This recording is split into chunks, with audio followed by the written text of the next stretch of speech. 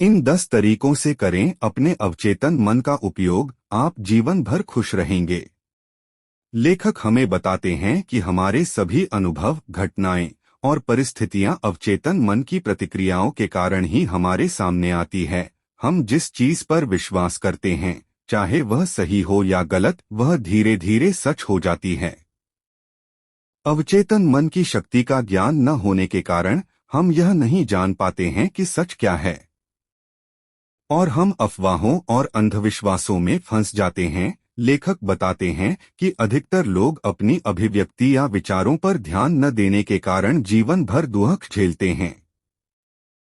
हमारे अवचेतन मन के अंदर अनंत शक्ति होने के बाद भी हम सफलताओं से कोसों दूर रहते हैं। इसीलिए मेहनत के साथ हमारे विचार भी हमारे कार्यों के पक्ष में होने चाहिए। हमें हमेशा बताया जाता है कि हम जैसा बनना चाहते हैं उस प्रकार से सोचें, क्योंकि हम जिन विचारों को प्रतिदिन दोहराते हैं वे विचार हमारे अवचेतन मन के द्वारा ग्रहण कर लिए जाते हैं, और हमारा अवचेतन मन उन्हें साकार करने के लिए अपना कार्य शुरू कर देता है।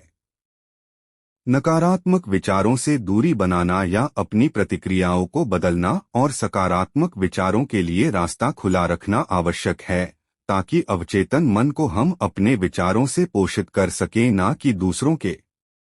कहते हैं कि कौन सा काम हम करना चाहते हैं यह चुनाव करना हमारे हाथ में है, लेकिन उस कार्य के चुनाव से जो परिणाम होगा वह हमारे हाथ में नहीं होता है। इसीलिए हम क्या चुनते हैं यही हमें आगे जाकर सफलता दिलाता है।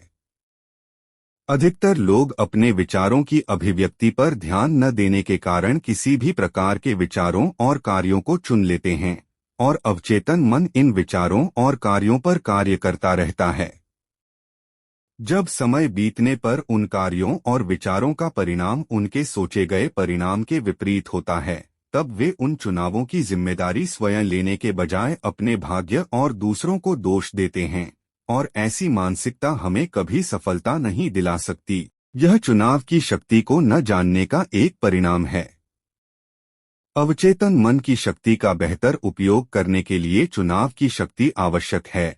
चेतन मन द्वारा हम जिन विचारों को अवचेतन मन तक पहुंचाना चाहते हैं उसे चेतन मन द्वारा बार बार दोहराना जरूरी है। चुनाव की शक्ति हमें हमारे लक्ष्य को प्राप्त करने के लिए बेहतर विचार चुनने के लिए प्रेरित करती हैं, और उनका जो भी परिणाम होगा उसे स्वीकार करने की हिम्मत देती है। हम अपने लिए कुछ भी चुन सकते हैं, तो क्यों न हम अपने लिए बेहतर विचार चुनें। हम सभी हारे हुए, दोषी, निराश और दुखी महसूस करने के क्षणों में से गुजरते हैं। उसके बाद क्या होता है? क्या हम खुशी खुशी वापस खड़े हो जाते हैं, या हम आधे जोश, भय और नकारात्मकता के साथ अपना दिन गुजारते हैं?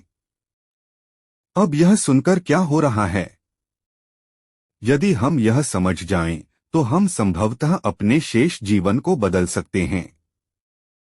जब हम उदास होते हैं तो हम अपने दिमाग में नकारात्मक आख्यानों की एक श्रृंखला से आगे बढ़ रहे होते हैं। हम में से जो जानने के लिए बुद्धिमान हैं जान जाते हैं कि हम मन और शरीर से कई ज्यादा हैं, चाहे हम हर समय इसके बारे में जागरूक नहीं होते। हमारे पास अहंकार है, बुद्धि है, चेतना है, और हमारा अवचेतन मन है।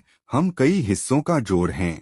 अगर हमें वैज्ञानिकों, दार्शनिकों या फिर अपने बुद्धिमान बुजुर्गों पर विश्वास करना हो तो एक इंसान इस ब्रह्मांड में मौजूद सबसे जटिल लेकिन प्रतिभाशाली कामकाजी जीव है।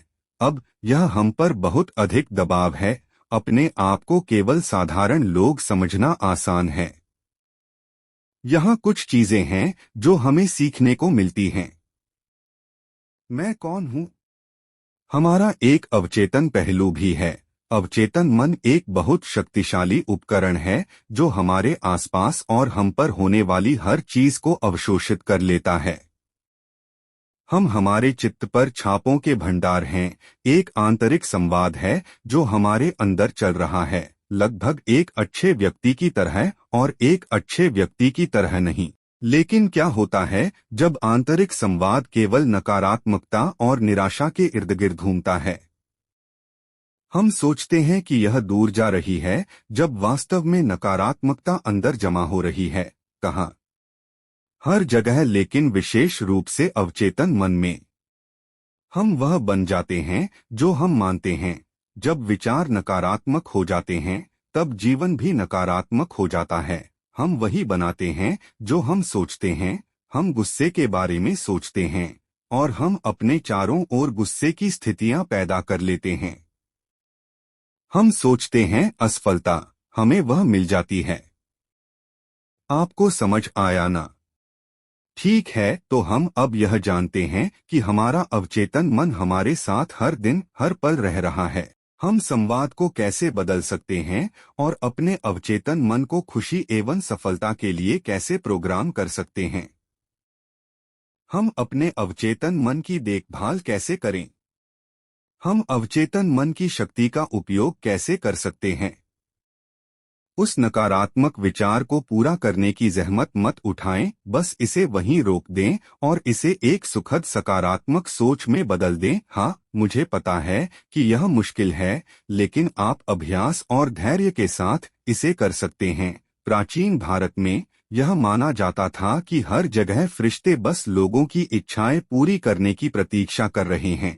इसलिए यदि आप कहते हैं कि मेरा वास्तव में एक कठिन दिन होने वाला है, ध्यान रहे, पास में एक देवदूत हो सकता है जो आपकी इच्छा को पूरा करने के लिए बहुत खुश हो।